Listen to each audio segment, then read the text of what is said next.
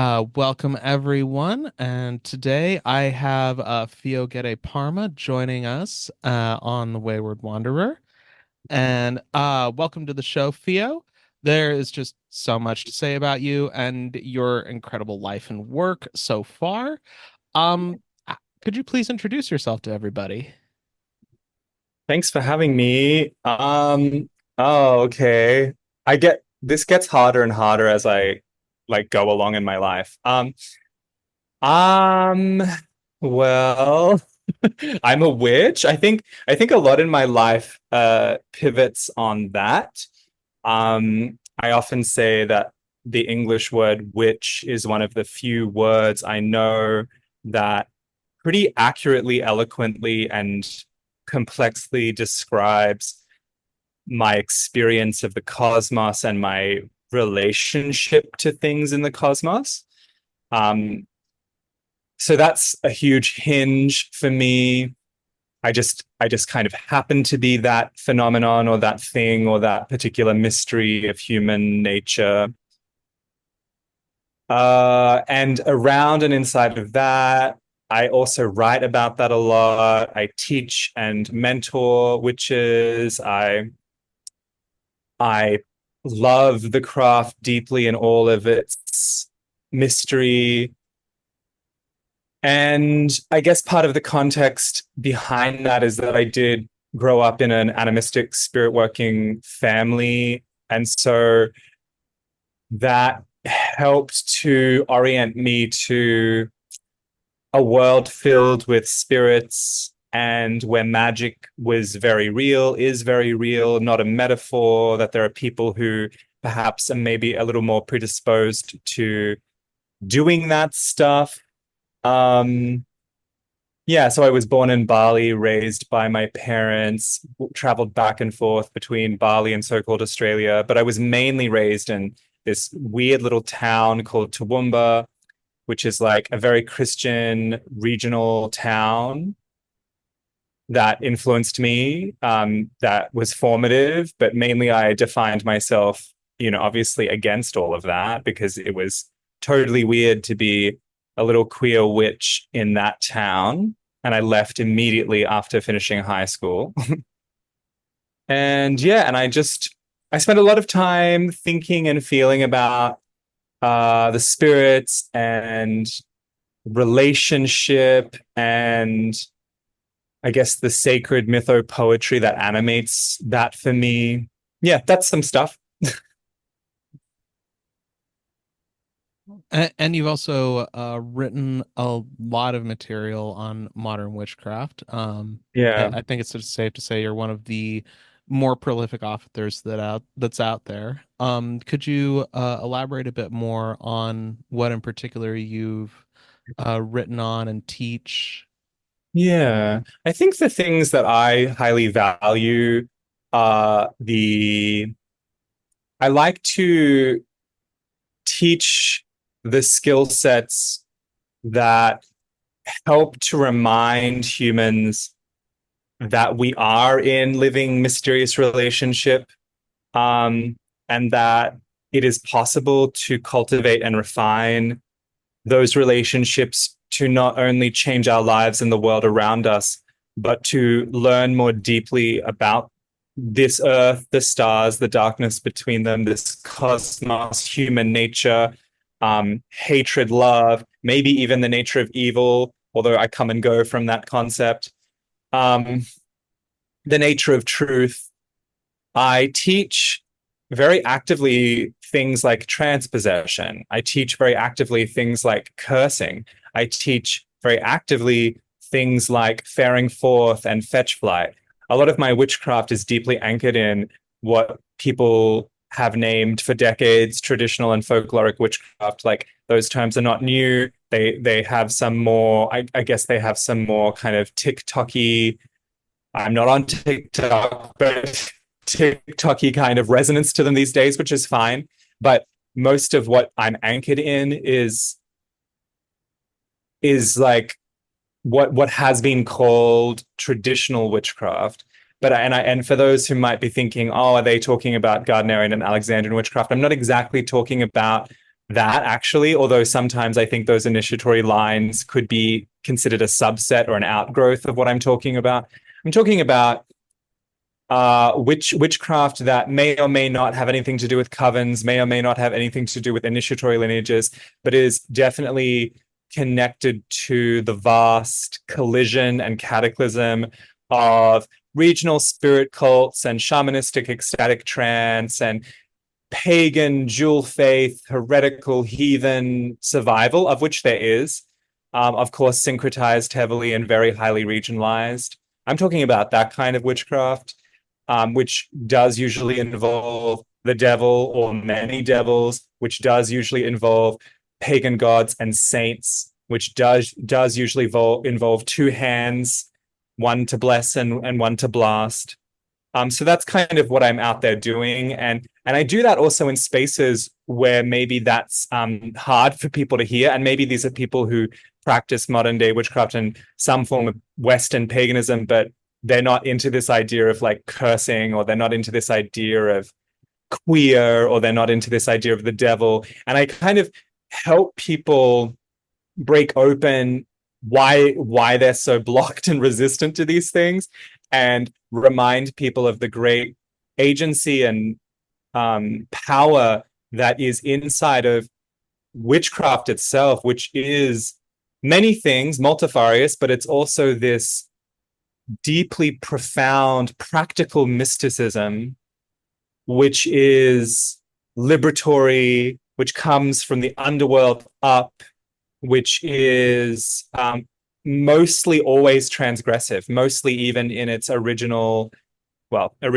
like even in pre-Christian times, sorcerers and witches and witch type beings were often thought of even in pagan societies as nefarious or um, evil or yeah, definitely breaking the rules of the society. So that's always been true about witches. I don't think it's a good idea to try to sanitize witchcraft. I think witchcraft is drenched in beautiful and dangerous poetry, and I try my best to write about that and facilitate spaces where people can directly commune with that.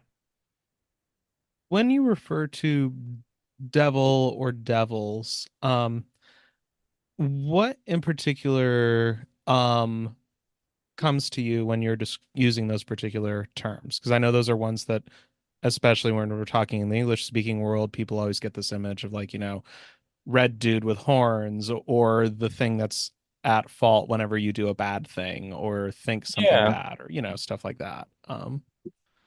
Yeah.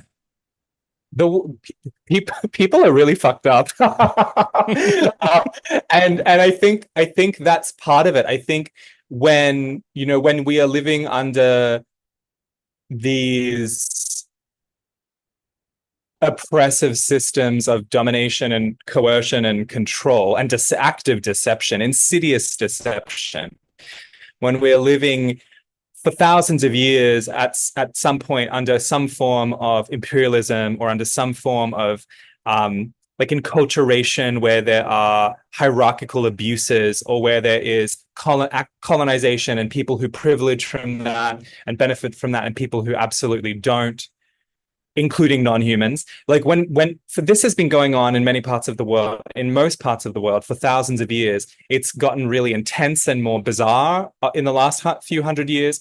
But witchcraft kind of and the devil kind of it makes sense then that the people who actually might be the people and the things and the spirits who might actually be um against all of that and trying to tear that down and unravel that would be cast as the villainous characters, would be cast as nefarious and duplicitous and evil. However, when I'm thinking about, especially if I think about kind of like when I think about Christianity's and other forms of like really intense monotheism, like, and how they teach us that queer people are sinful or evil or demonic, or women are have no agency or strength, or people who relate to the earth in harmonious ways are not, this is not good. When I think about that, and I think about all of that hate on those kinds of people, I think, well, then maybe the devil isn't so bad. And so this has been, the Victorians, there were many, many poets in the Romantic era who knew this to be true. There was a whole Luciferian renaissance at that time when people began to realize, oh, maybe Lucifer, who was often syncretized with this character of the devil, or Shaitan, and again the Jewish Shaitan, the Muslim Iblis, the Christian devil and Satan, they're all actually quite different.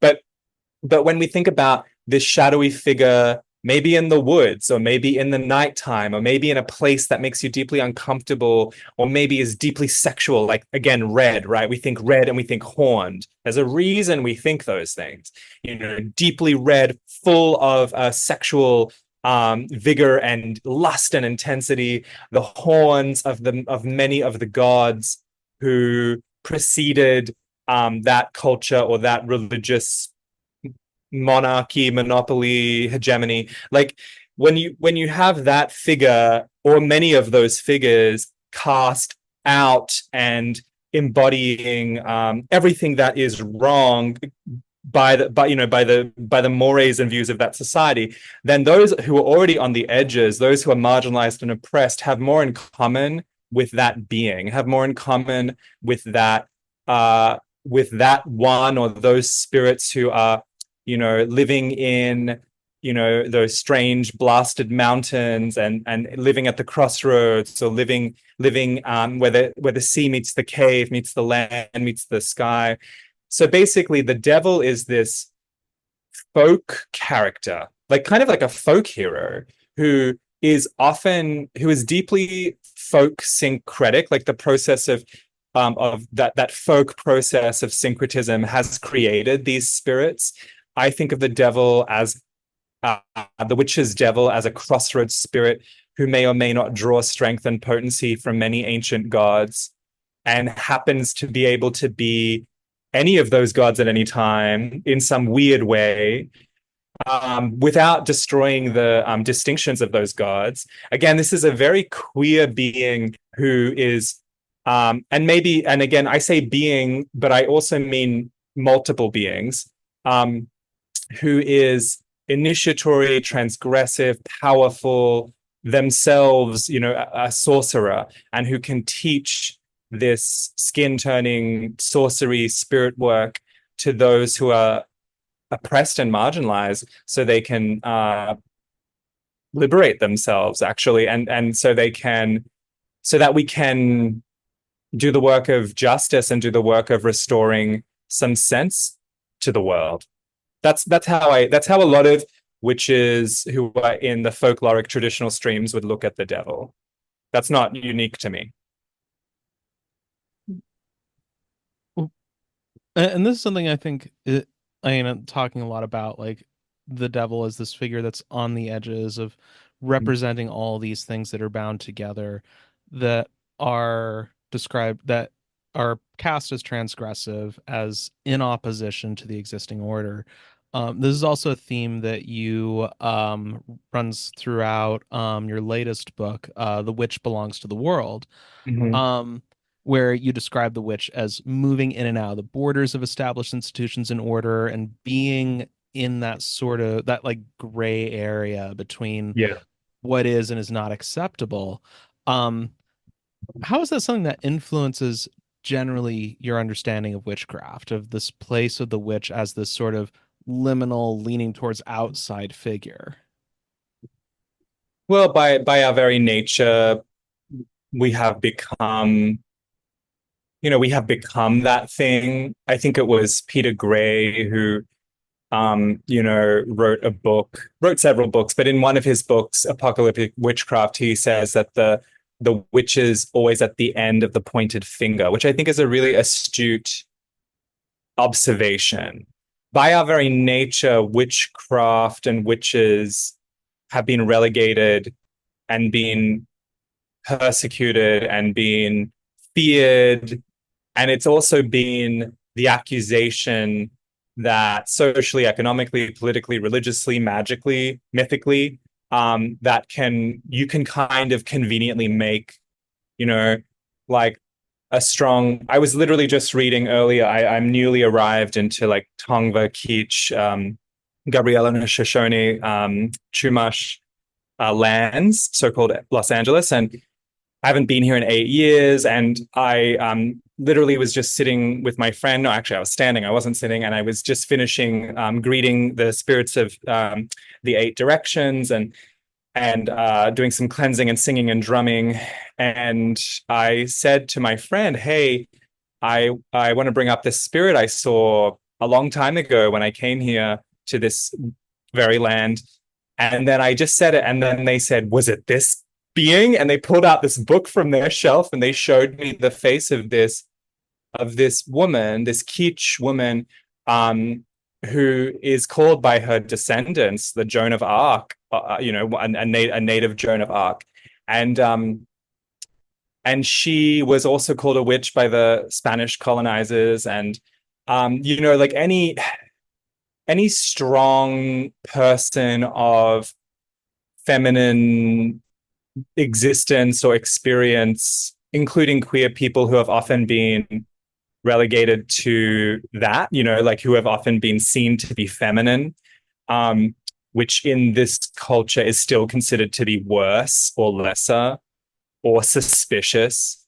Like, so I feel like if you are going to call yourself a witch in this day and age, if in fact you are a witch and then you go and call yourself a witch, or even if you aren't one and you go and call yourself one, you kind of can't throw the baby out with the bathwater. You have to contend with all of it. The fact that people are still harassed and accused for sorcery and witchery, whether they do it or not, in various parts of the world today, one has to remember that. One has to remember that it's often been women or feminine people, feminine coded people who've been accused of it. Not always. There are parts of, as you know, there are parts of, during the witch persecutions, I think it was in Iceland, where maybe 80 to 90% of the people who were persecuted or executed were men or assigned male at birth. So certainly in different pockets, we have that experience where men or the male are more assigned to that transgressive kind of maybe like ecstatic spirit work. But certainly we have to contend with all of that, and that pushes us to the edge. And even today, like where witchcraft is again, witchcraft goes through waves of popularity. But my question is always, are they witchy or are they a witch? Like if someone goes, "Oh, do you know so and so?" because they find out I'm a witch, I always say, are they witchy or are they a witch? Because I think people can be witchy. I think it's totally fine. I think anyone can learn how to do magic. Magic belongs to all humans. But like, if you're going to call yourself a witch, then you're calling upon yourself the mantle of an entire collision of histories, which involves colonization, which involves strange things. And we will always be at the edge. It's just by the very nature of what we are. Witchcraft is not just a social thing, it's also a mythic thing. It's also like, even in some world mythologies, in some cultures, even the gods are scared of witches. So it's like, and I'm talking about human witches. so it's like, there's a way. We don't just petition the spirits, we don't just pray, we don't just supplicate, we don't just do ritual. Witches conjure the gods, witches go to the gods. And not only witches, there are other kinds of spirit workers who do this, but we do it in this like way where we're like, "Hey, I'm divine too, I have agency and authority, I want to get your attention, you agreed to do this." Like when we think of the devil's pact, right? It's a two-way street or it's a three-way street. And so witches, we have this kind of other thing going on where, by our very nature of how we do magic, of how we wrestle with the cosmos, of how we ride fate, things are always going to be a little bit more queer and a little bit more uncomfortable in the witch's road.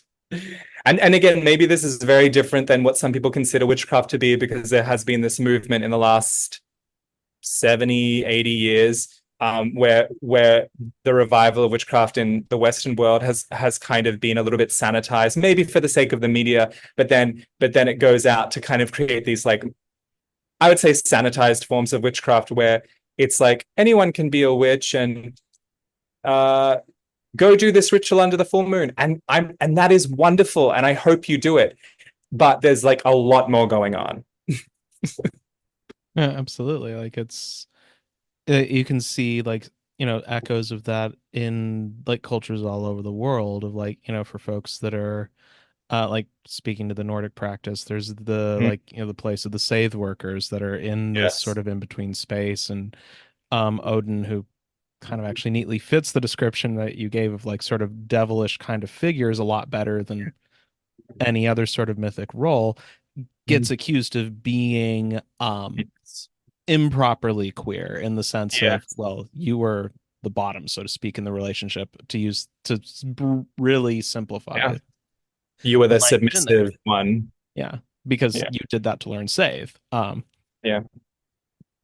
So uh to sort of elaborate on that more, like your book, The Witch Belongs to the World, is it I mean, to just sort of start from the top, it's absolutely incredible work. I think that Thank you. it's I've I haven't really come across that many like books on like witchcraft or pagan practice or anything like that that really manages to blend that feeling of practical spirituality with poetry and philosophy and like just so much more in there.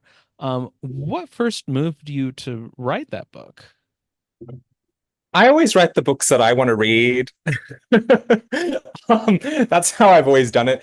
This one was, I was scared of writing this book. I started to feel like I needed to write this book. I didn't know what it was in 2017 in my Saturn return. I was like, I need to write this book. And at first it was going to be called like The Witch's Handbook of Revolution. But it changed. It kept changing and changing and changing until 2021, where I had maybe written 20,000 words in various different manuscripts and I wasn't happy with any of it.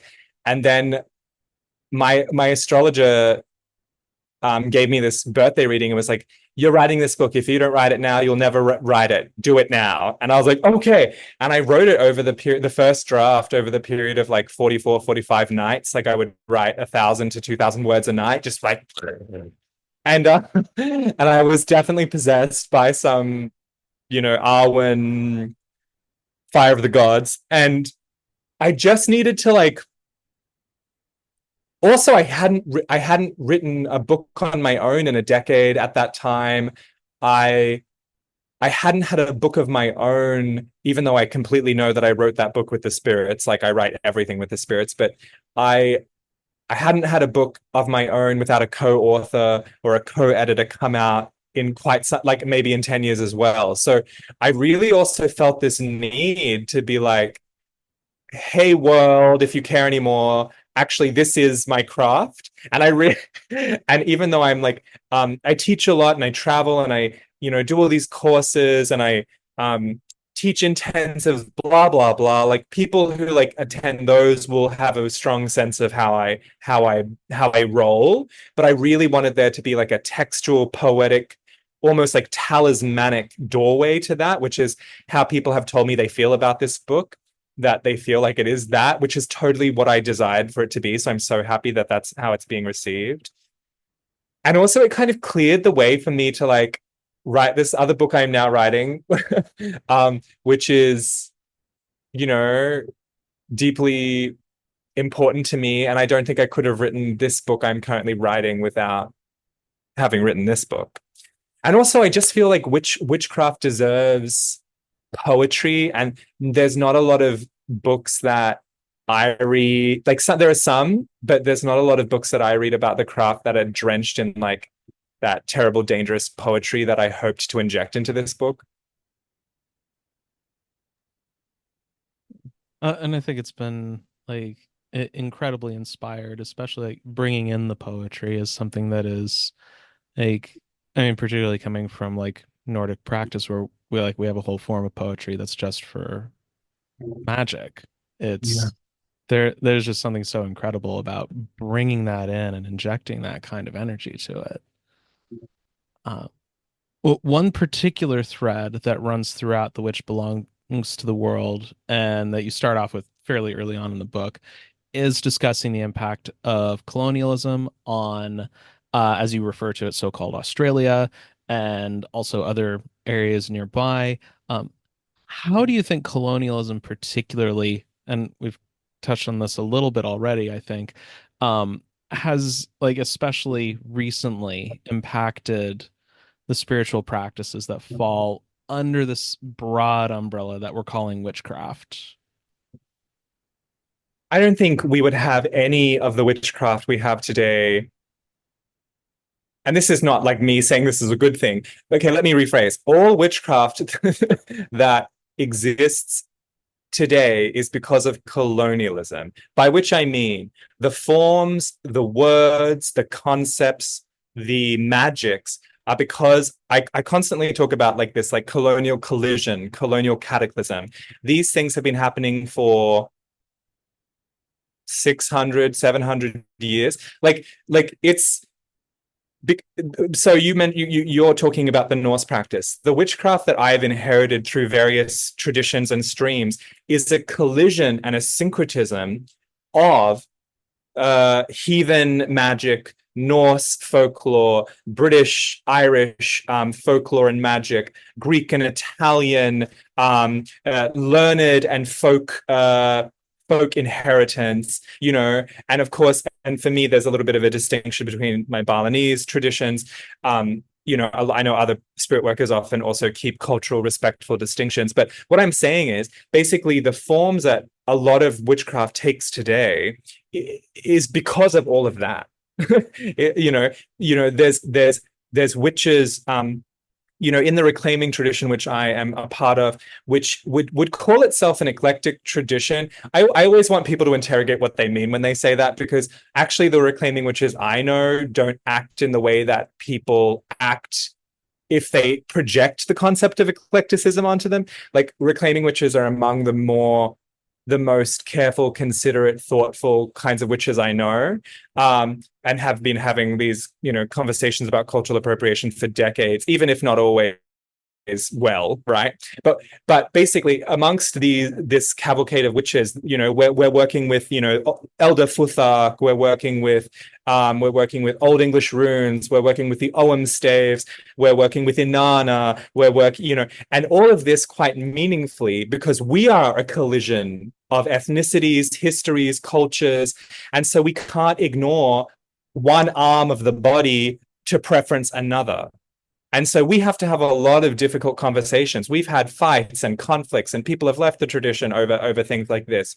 But the thing is, we still have to keep trying because we're not just this white bread Protestant situation, right? We're not just all of us, we're not just from merry old England, right? I'm not just from merry old England. I have ancestors from England, Wales, well, what we now call England and Wales and Scotland and Ireland. I have ancestors from Bali and China. Like all of that exists in me.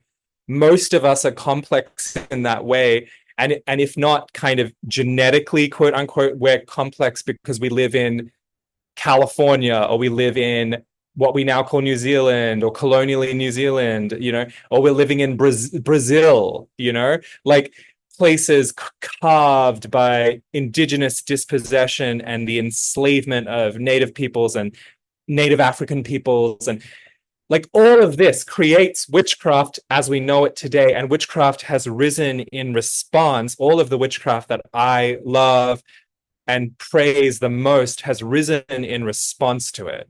It's like witchcraft for me is witch. Oh, a witch is an enemy of empire. That is the line for me. Like, and there are lots of witches who would disagree with me, but I'm like, I don't know if your magic is not like anti-empire magic. I don't really know if it's witchcraft. So like that's kind of like my answer to that question. What would you describe as what is sort of the essence of empire? I feel like empire seeks to dominate and control, empire seeks to destroy distinction in favor of like what we might think of as like hegemony or like a like one like empires have emperors, which I believe comes from imperator, which kind of means like commander, right? So it's like these ideas or these like top down systems where there's people, elite people or an elite leader who typifies, I guess, the what that empire considers to be most good. I don't even want to say that word. I don't think empires consider it that way at all. Most I don't know, whatever the empire is like fetishizing, let's say that, whatever the empire fetishizes, which might be accumulating capital wealth or like whatever, accumulate land, resources. So basically, the essence to me is that empire is dominating and controlling everything in favor of itself. And it seeks to destroy senselessly anything that is distinct in contrast to it, and seeks to either consume and change it and assimilate it, or destroy it utterly and conquer it utterly. So empires conquer, they dominate, they ruin. Um, that's what I think about empires. And then some of them have like colonial agendas and like, I mean, they mostly always have colonial agendas, but some of them really have worked out how to use colonization as a strategy to do this, basically. And witches and pagans and heathens were like, we're people of the place, we're people of the spirits, we're people of the rivers and the stars, we're people of love and justice and fairness. And so it's like, no. So again, it's like a lot of what has come like in I've only been involved in like pagandom and witchdom for 25 years, but I've come across a lot of people who are like quite happy with empire, quite happy with hegemony, quite happy with all of that. And I'm like, I just don't know. And that's why I kind of left pagandom, because I was like, I don't know if I agree with any of these people, but there are lots of people out there like yourself who are totally, and many people, so many people who are doing the work of justice and love. So I have faith that all of these like many networks and communities of pagans, heathens, witches, spirit workers are doing some good stuff. Do you think that, just sort of like getting down to, I guess we could call it like the brass tacks, so to speak, do you think that the expectations of empire are something that is capable of coexisting with people who are engaging in, like, say, pagan spirituality, or like particularly heathen spirituality, or different forms of witchcraft? Like, is it is there anything in empire that makes it possible for these things to exist in any way that isn't going to just be turned towards the interests of whatever that empire is? Well, yes, because empire is a delusion. So a delusion with unfortunately very real material impacts and very real, conceptual and spiritual and theological and financial impacts, all of the impacts. But the other reality is that we are in the wreckage of empire. Like, yeah, like I believe us to be in the wreckage of empire. Like all of this stuff going on all over the world is the wreckage of it. And and one of the things someone told me many years ago, which I now am constantly saying mainly to remind myself, but also to offer the provocation to the room, is that for many indigenous peoples, the world ended long ago. Their worlds ended long ago. We are in the wreckage. And so witchcraft existed before empire. So for me, in the great myth, and I don't mean, I know that I don't mean something that's not true. I mean something that's profoundly true. In the great myth of witchery, which I also write in The Witch Belongs to the World, before empire, before colonization, the great, beautiful, blessed ones of heaven, or the upper world, or whatever you want to say, or the sky, looked down upon, the earth, and they saw, in the way that the apocryphal texts that we sometimes borrow to talk about this story in transgressive ways, Book of Enoch style stuff. Sometimes we'll say, the sons of God and the daughters of man. But this idea of like celestial upperworldly beings looking down at humans and lusting after us, this is cross-cultural. And this is before empire. They came, they fell in love. The poetry that I have used is they fell in love. And again, that's my like weird heathen heretical, like use their stuff and use it for my own agenda. They fell in love. They broke the worlds apart. They woke up the witch fire, the elf blood, the fairy blood. We have different ways of talking about it, and they made the first witches. And we made these spirit human marriages. One could say that happened in caves. One could say that happened in plains, in jungles, and forests and deserts. It happened everywhere. And so this happened before empire. So witches, once empire comes, in this myth are like, what the fuck? No, and I feel like witches and spirit workers and the thing I've sometimes said about a witch is that we're like a heretic priest. We're not like the civic priest or even the cultic priest, or and I'm in pagan societies we're not really that, although we could function as that during the day if you want us to, but at night we're heretical priests, hedge riders. We're going off to commune with the non-human, to come back to the human and remind the human that we are humbled and ought to be contextualized by the rest of nature, which is vaster than us. And so for that reason, witchcraft has a great and powerful provocation to empire. Empire fears poetry. Empire fears art. Empire fears sex. Empire fears magic. Empire fears folklore. And all of these things are heretically syncretized in witchcraft, not just in witchcraft, but deeply so, like deeply, uniquely so. As for like, sometimes I feel like there are, again, I'm more of a witch than I am a capital P pagan, but I can operate that way. But when I look at like the modern day revival of capital P paganisms, which that's how it is, it's paganisms, I feel like sometimes I see people trying to replicate imperialist colonialist structures in their organizations without any critique or interrogation. And I think, whoa, that way lies disaster. So I feel like, and that's true in witchcraft churches and whatever too. Like, I think that certainly you can be a witch and be a fucking colonialist, absolutely. Like, but I feel like the inherent spirit of witchcraft is deeply anti-colonialist, and so I feel like if you are a witch and complicit, like actively complicit in colonialism and not beginning to unravel and resist, then I think that's when your magic and your power would begin to turn against you. Because the witch magic, I believe, won't have any of that. And so that's when I think you start to see, I think that's actually one of the reasons I see some fucked up witches out, like especially fucked up witch elders. I'm like, oh, the power's turned against you because I don't know if you're wielding it in the name of justice anymore, So justice and love, really, which could be the same thing at the end of the day.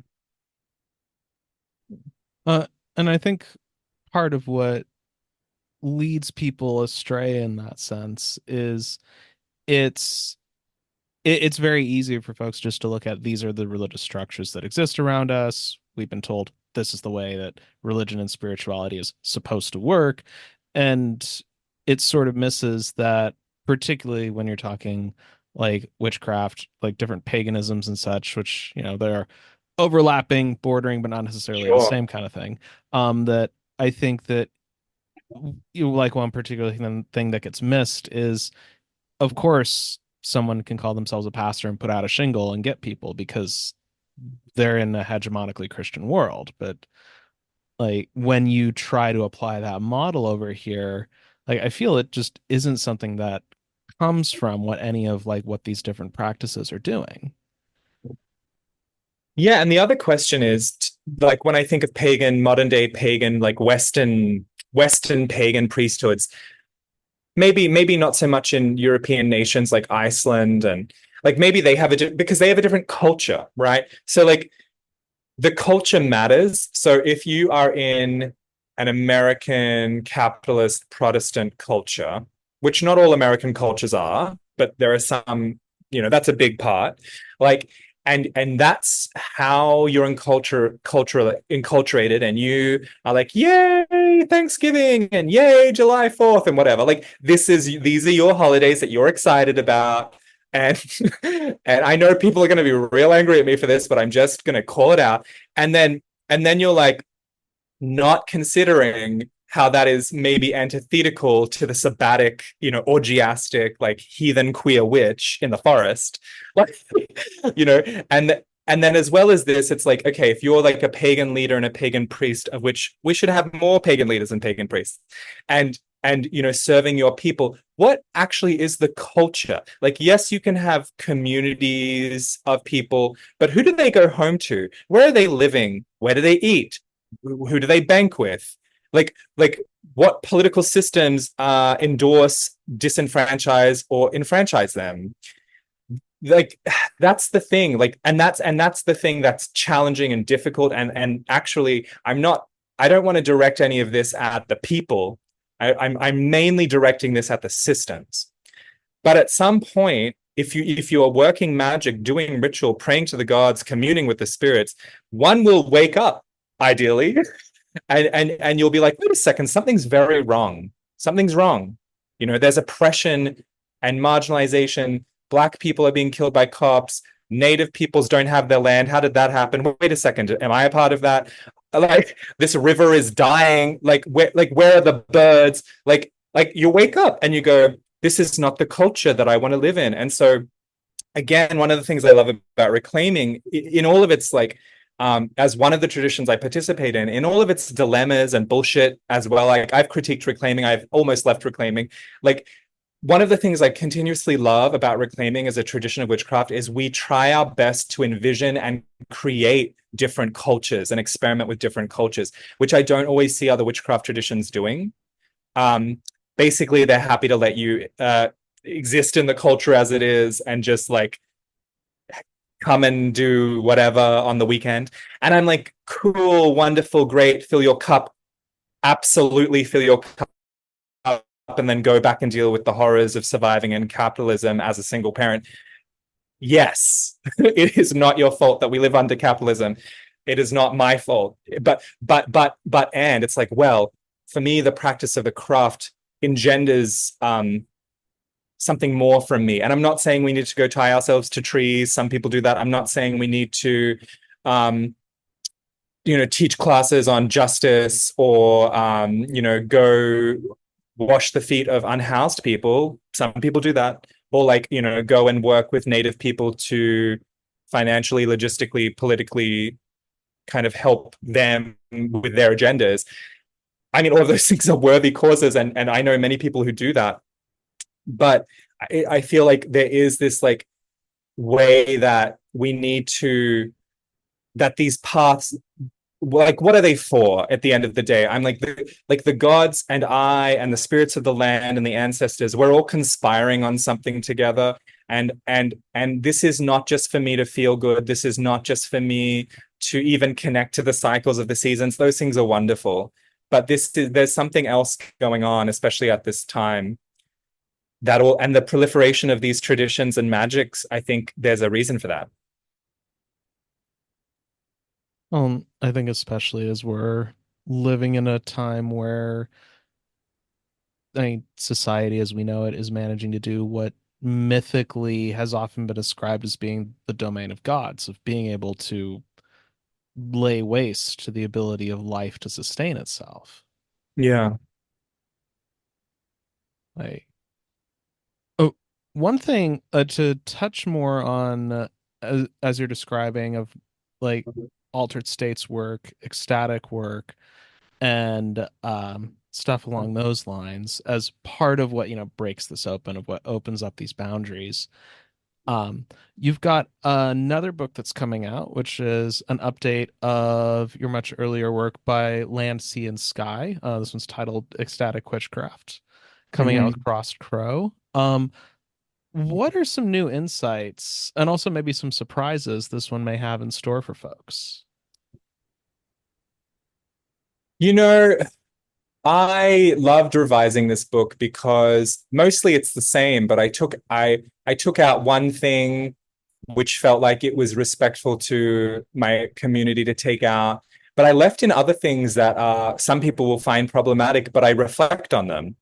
You know, like the use of the word totem. I haven't really used that word in the last 10 years, but basically, I'm not a fan of black and white binary thinking. I'm not a fan of this, like, very kind of, I would say that it's very white, this kind of reactionary, like, you know, like I mostly like to listen to people of color talk about cultural appropriation or indigenous communities who, you know, who may also be pale skinned Europeans, talking about cultural appropriation. I don't like to listen to like white people talk about cultural appropriation. The reason being that often there's this like reactionary, like, you can't say that word and this, you're cancelled for using the word shaman. And it's like, actually, this is very complex and nuanced. These terms like shamanism or shamanistic or shamanry or shamanic, the term totem, these are all very nuanced, complex words. I also am not a white person using them.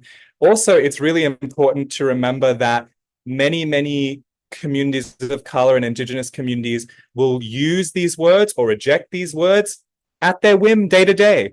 Like, so, you know, I was literally just reading a book by some Keech people who were like using the word shaman. Now, a lot of native people in Turtle Island don't like that word. It's not a word from this continent, you know, but it has become a very useful term.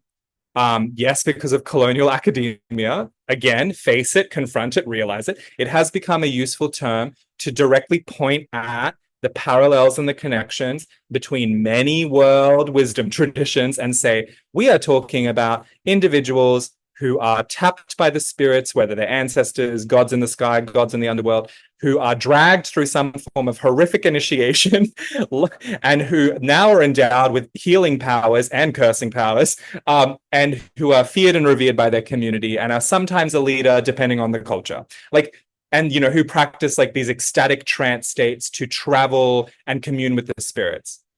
This is like cross-cultural. So it's nice to have a word. It's nice to have a word to go, this is what we're talking about. And so the whole point, and so I kind of leave those things in. Like, I'm like, this is what I'm talking about. This is, and the reason I'm still choosing to use words like shamanic is because I want you to be kind of uncomfortable. I want you to consider things like colonialism and the complexity of language and the complexity of the puritanicalness of language as well.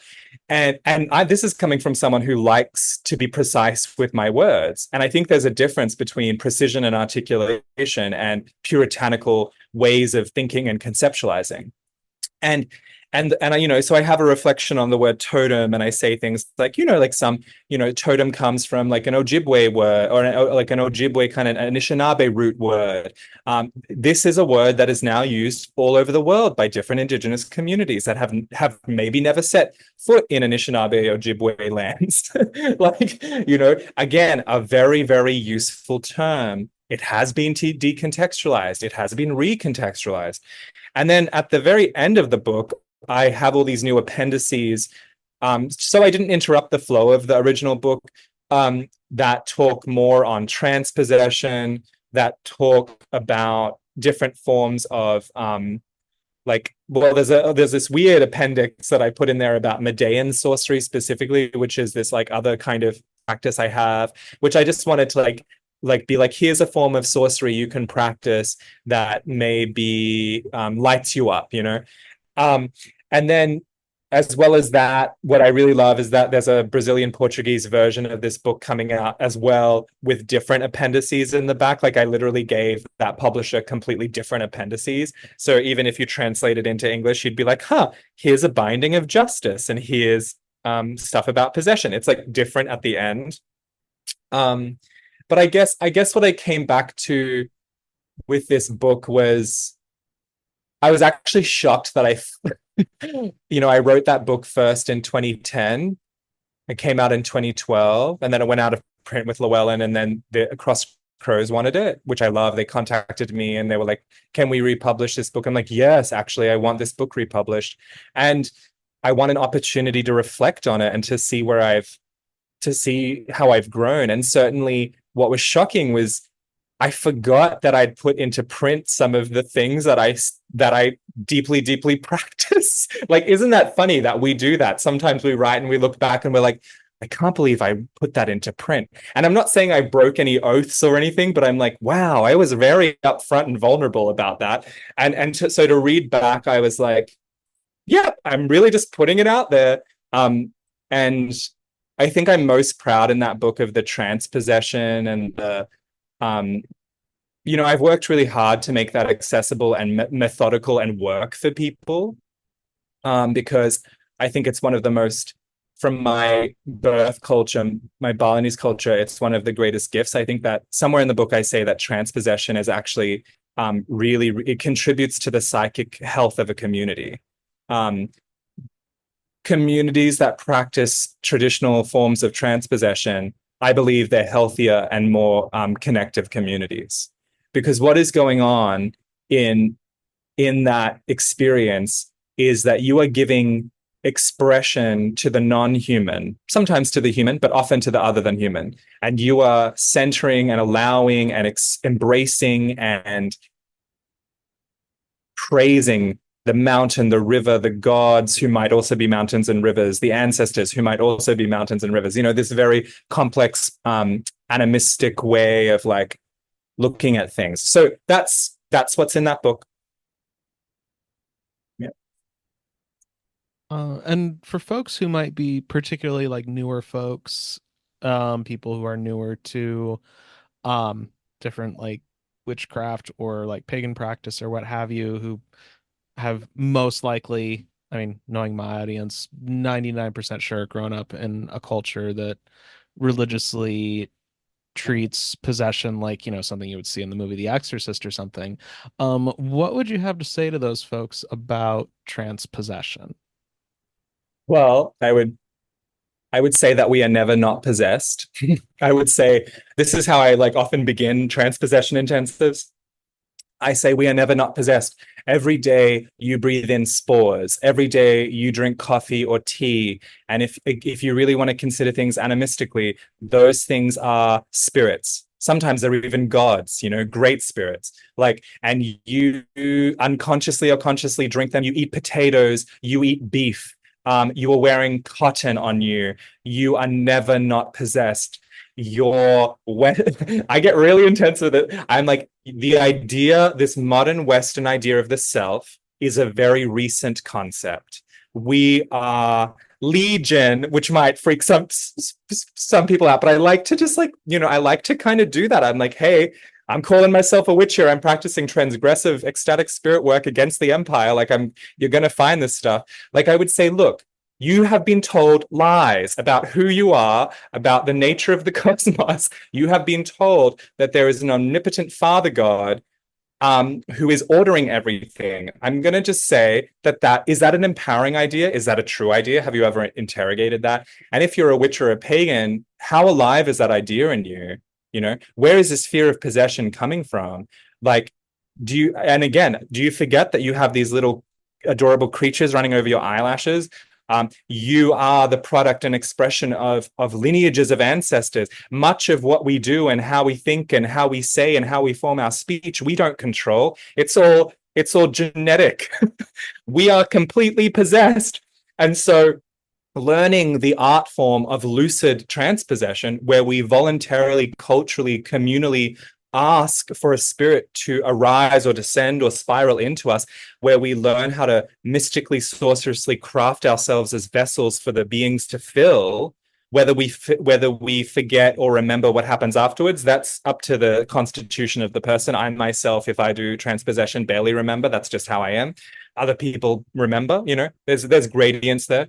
But when we do that work, we are becoming the work of transpossession makes us have better discernment, makes us understand our boundaries more, helps us to understand how to navigate relationships. And this is why I love teaching the craft, because if you really are practicing these skills, if one is really doing this, one will learn more about being human, about being an animal, which we are, about being a divine being, which I experience myself to be, and about relationship, like that's why I love the definition of witchcraft like as a practical mysticism, you know, like if you do all of that, if you actually practice transpossession and you practice these rituals and you cast spells, what does this teach you about your agency? What does this teach you about the plasticity of the universe? What does this teach you about the nature of time and fate? Whoa, mind blowing, mind blowing. You know, instantly these are decolonizing acts. These are decolonizing acts because, you know, and then the parts of us that remember, oh, yes, I am made of thousands and millions of humans and non-humans who remember this, who remember this. And they're all in us. They've not left. And so the work of possession will help you become more lucid, more empowered, more aware of your own agency and your divinity. And that is something, again, that Empire does not want you to do. So, so do it, please.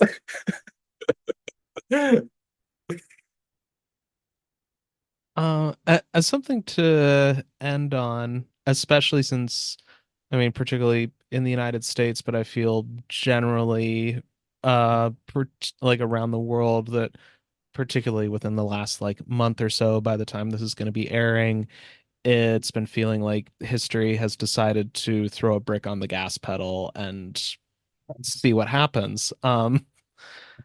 What, even though all these things are happening, that we are living in this time of escalating climate crisis and everything else, what is it that gives you hope in these times that helps, keep everything going? Well, a friend of mine who works in climate crisis mitigation in the Bay Area recently told me that many scientists who are in that field are actually witnessing that we are in countries like China and the US, maybe Australia, I don't know if that's true. We are seeing a slowing down of our greenhouse gas emissions. We are actually seeing mitigation working. We don't hear about this very often, but there are scientists who are beginning to see this. Of course, there's a lot of other devastating things continuously happening, as we know.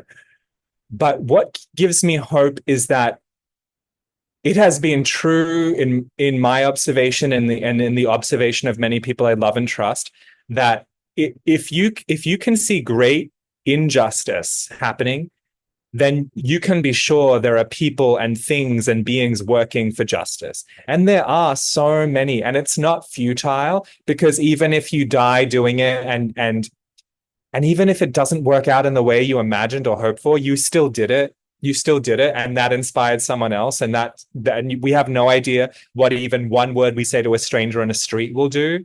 We have no idea. So I have great hope and faith in that. Also, you know, I am a polytheist. I am a God-bothered human. The gods give me hope. I'm not like this. I'm not like, oh, God, save me. I'm a witch. There's no one saving me. Like, you know, like I have to do it myself or well, not by my own bootstraps. I'm not a rugged individualist, but I have to do it with the other humans and the other things. I'm also part of a species that is responsible for a lot of this mess, but also, you know, not controlling the systems either. So that gives me a lot of hope. Like people power gives me a lot of hope. You know, the great intense resistance and outcry. You know, ever since I was a child, I've been aware of the injustices and the horrific things done to the Palestinian people. Like the outcry, the global collective fuck no to that still is going on, is very, very hope inducing. What else gives me hope? My magical practice gives me hope. Like the fact that I'm able to ecstatically commune with powers that let me see beyond time and like let me fill with bliss or let me touch grief and compassion and perceive what some people would call miraculous things. Well, that gives me hope, you know, because I'm like, if we can do that, then we can do this. Like, and you know, and the other thing I know to be true is that it's not always my favorite definition of magic, and I have a lot of critique of the occultist Dion Fortune. But sometimes that definition that a lot of modern witches like of magic, of the art of changing consciousness at will, sometimes it is like that. Recently I've just been deciding, like, oh, that story that I'm running about, that I don't like that anymore. I'm changing that story. And obviously there's a lot of other work behind that, the ability to even go, I don't like that story, I don't like that, I'm going to actually change how I think and how I feel about that. But basically I've gotten to this place in my life where I'm absolutely able to do that. And what happens, like, in the weeks during me rewiring my thoughts around things, which is a form of magic, because what happens is it actually affects everything around me. It starts to change things. Um, and I don't believe, like, a beloved of mine, an elder in the craft, last night said, I don't believe we create our reality, because there's a lot of other colliding things that do that with us, but we do have agency. And the fact that we have agency gives me hope. The fact that that each of us has agency gives me hope. Yeah, that's what does it. You know, Oh, this has been absolutely incredible, and it's been great having you on. Thank you for coming on today, Theo. yeah, thank you. Before we go, is there anything that you'd like to plug or, give a shout out to or what have you? I mean, I would like to plug that wherever you are in the world, especially if you're living on stolen, occupied native lands, I'd like you to learn about that, inquire about that, see if you can bring your body or your money or your resources or your skills to those agendas that native people have, which they have and they want to share.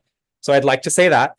And then the other thing I'd like to say is, yeah, like, if you like what you heard, or even if you didn't, if it rubbed you the wrong way, like, yeah, I have these books that I've worked painstakingly on that, I would love you to read and tell me about your thoughts and feelings. um, yeah, and then I have a website, and I have a blog there, and somewhere in the universe, still have, like, podcast episodes from years ago, somewhere, if you can find them. Oh, thank Thank you you for again for coming having me. on. Oh, sorry.